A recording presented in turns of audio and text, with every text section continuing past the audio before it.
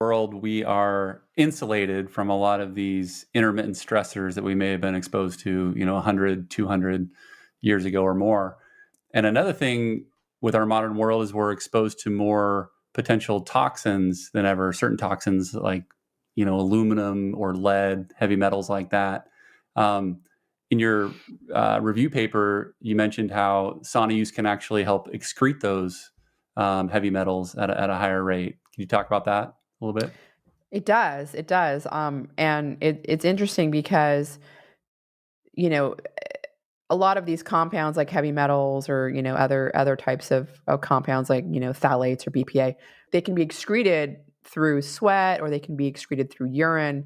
And some are excreted more predominantly through sweat and others are more predominantly excreted through urine, for example.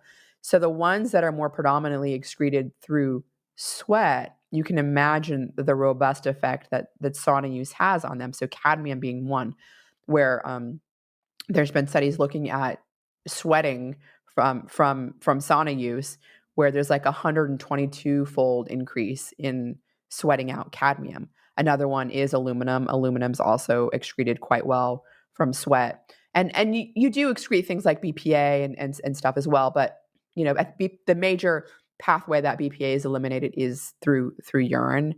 But so even just excreting some of these heavy metal, like cadmium is in like chocolate. I mean, it's like one of those little insidious types of things where it's just making its way into your body and you don't even know it, right? And if you never sweat, if you never exercise, you're not getting rid of that stuff well, right?